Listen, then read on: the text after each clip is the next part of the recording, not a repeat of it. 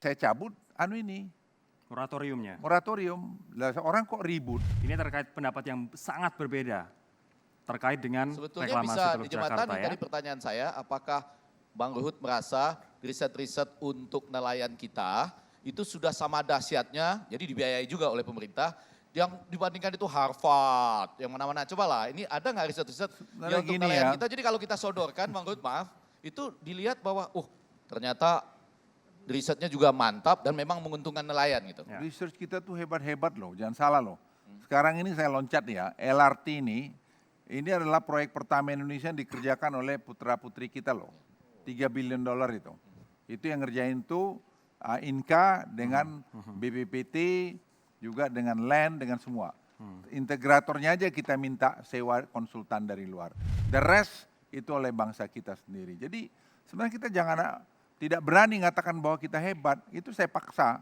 Saya bilang enggak mau impor lagi. Oke, pertanyaan terakhir ya, soal reklamasi ya, pertanyaan terakhir. Kang Asep, saya berikan kesempatan Kang Asep tadi udah ancur-ancur terus. Ketika ada kebijakan pusat Akhirnya mengatur reklamasi, lingkungan, cuma kan persoalannya ketika pemimpin DKI, Jawa Barat, Banten tidak sepakat, ada perbedaan karena mereka otonomi. Apa yang dilakukan pemerintahan pusat ketika menghadapi raja-raja daerah yang berbeda kepentingan? Contohnya DKI, kembalikan aja lah uang itu, nggak apa-apa dari pengusaha itu. Nah kemudian Jawa Barat, misalkan Citarum, Cirata, rusak selama ini diem saja gubernurnya kan. Nah sekarang apa yang dilakukan pemerintah pusat terhadap ketika ada kearifan lokal, lingkungan hidup terancam, reklamasi juga yang sebenarnya tadi hasil penelitian Pak Menteri dengan nelayan, kenyataannya juga kembalikan uang itu untuk pengusaha. Apa yang dilakukan pemerintah pusat kalau dihadapi pemerintah daerah demikian? Sebenarnya sih dengan Jawa Barat, Pak Aher, kerjaan kita bagus banget. Yang minta saya yang menyelesaikan Citarum itu malah Pak Aher. Ya. Tapi nyatanya gini Pak Menteri, maaf, itu kan banyak pengusaha-pengusaha yang menimbulkan kotoran-kotoran itu tidak ditindak. Ya. Sekarang kita tindak tegas, nggak bisa. Jadi kenapa kesalahan kita selama ini adalah kita tuh tidak pernah kerja terintegrasi, tidak pernah melihat holistik masalah itu. Jadi selalu sentris kementerian sendiri. Saya tidak bisa, saya yang menanggung jawab LRT. Semua stakeholder hadir. Misalnya ART ATR tanah, Pak Menteri Sofyan. Ada misalnya Pramuka, tanahnya dia mau dipakai lewat LRT. Kita dulu Pak Aksa Daud, apa masalah? Nah, tanya hukumnya dari Seknek. Bagaimana itu bisa pembayaran? Ada wakil Menteri Keuangan di situ. Kita ngomong, selesai. Oke.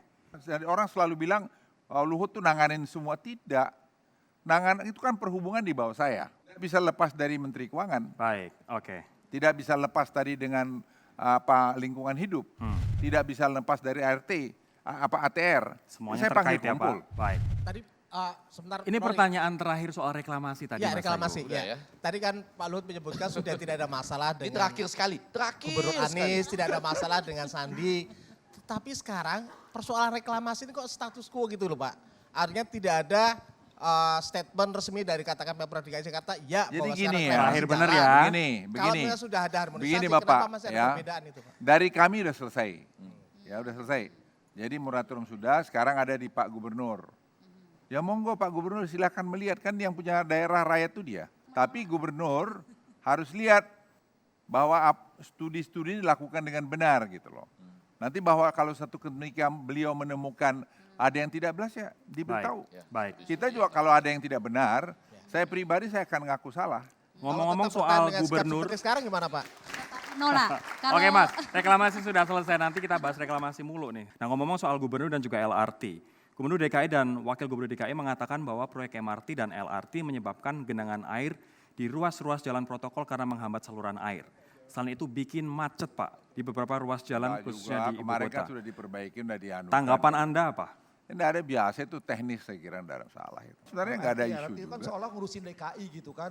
Urusan tidak DKI saja kan. Urusan Bandung Jakarta, kereta api jauh kan. Kereta api Surabaya, Jakarta Surabaya. Itu sejauh mana? Karena menyangkut pembebasan tanah. Proyek-proyek itu menyangkut juga pengusaha-pengusaha besar. Soal ada kepentingan-kepentingan luar. Nah itu kan isu-isu yang muncul di publik Pak Menteri. Nah sejauh mana sekarang pemerintah mewujudkan proyek Bandung Jakarta, Bandung Surabaya. Tidak hanya Jabotabek lah. Jadi gini, sekarang saya baru ditanya.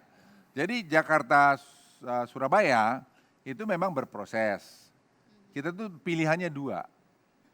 Malah mungkin bisa 3. kita mau pakai standar gauge itu, standar rail itu, atau yang pakai narrow yang sekarang kita punya.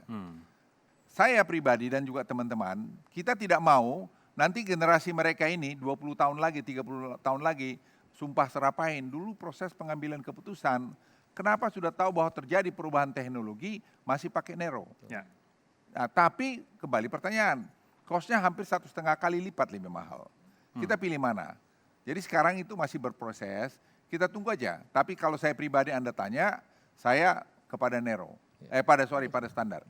Mbak Joyce. Ya, bicara mengenai cost ini Bapak, mungkin high cost barangkali. Kita bicara mengenai LRT ini proyeknya notabene adalah pinjaman dari 12 bank yang berbeda.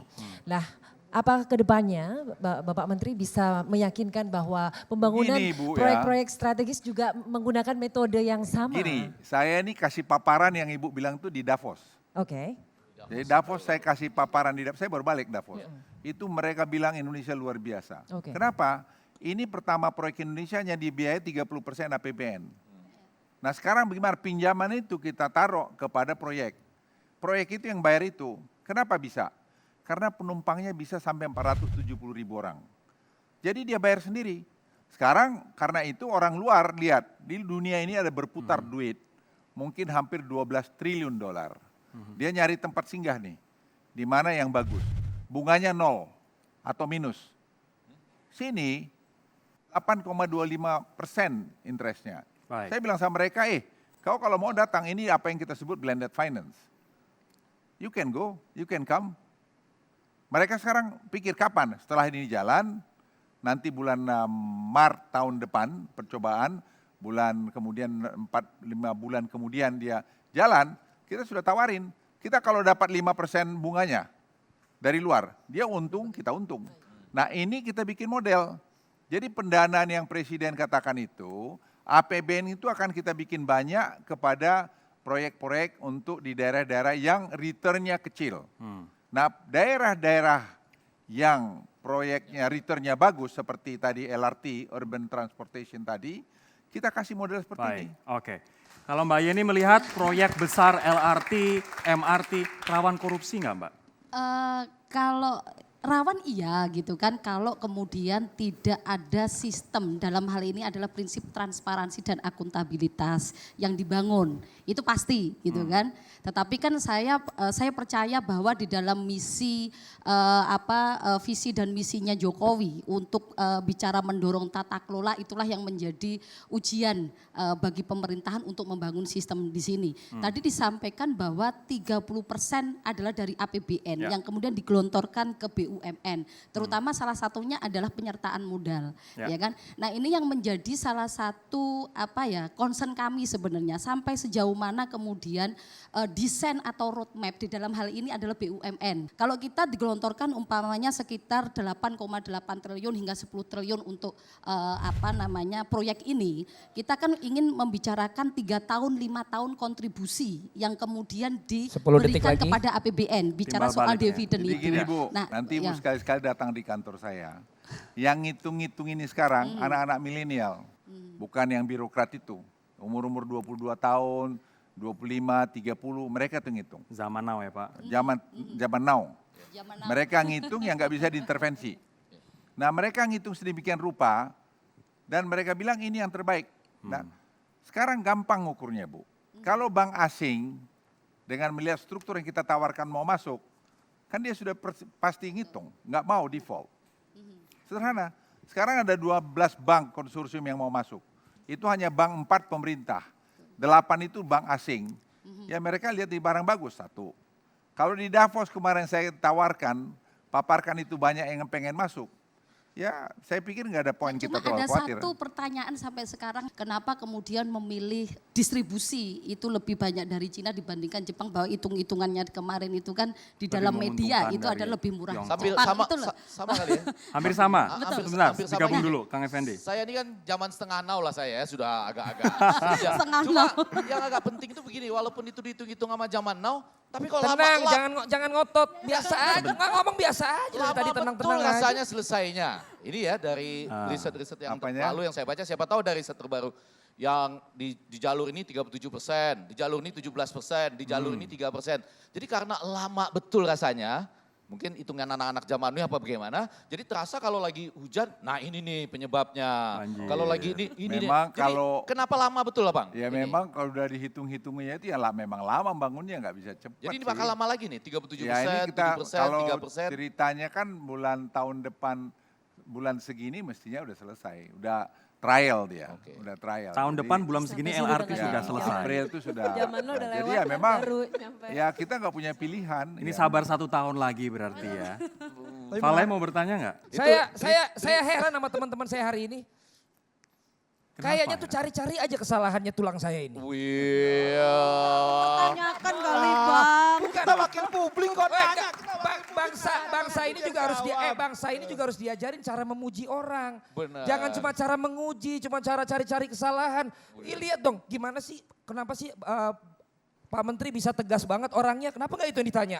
Kenapa sih kalau Pak Menteri udah berstatement, orang tuh pada segen? Kenapa itu yang nggak ditanya? Tadi saya udah Kan itu tanya. untuk pertanyaan berikutnya. Dari apalagi Bapak ini, kayak Bapak ngotot banget nih ngejar-ngejar Pak Menteri ini. Saya Ada udah- masalah apa sebenarnya? Saya udah tanya, ini Bapak Oke. tegas, tapi kok jadinya lambat gitu loh. maksudnya. Enggak, maksud saya kita juga harus Saya fair. setuju, saya Kita setuju, harus fair. saya setuju. Jadi kenapa mencari kesalahan-kesalahan tulang? Iya. Ya wajar karena tulang itu penting. Itu loh. Lo gomblo aja Indonesia putih tulangku. Indonesia Karena- putih Ini tulangku. dia Q&A Menko Kemaritiman ya. Aduh, jadi Kalau Valen penting nggak? Makanya nggak ada yang tanya ke kamu. Puji apanya kamu? Mau puji apa? Coba yang dipuji. ya saya justru mau ngomong sama teman-teman di sini. Kalau memang bisa dipuji, dipuji dong. Jangan cuma nanya mulu. Oke. Apa contohnya? Contohnya mulai Apa? dari lo, Contohnya lo dulu. apa?